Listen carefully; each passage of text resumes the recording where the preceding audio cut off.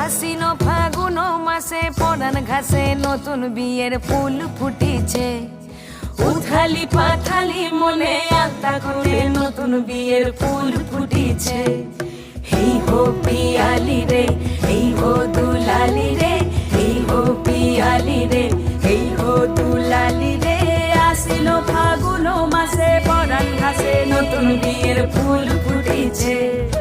উথালি পাথালি মনে আলতা কোণে নতুন বিয়ের ফুল ফুটিছে।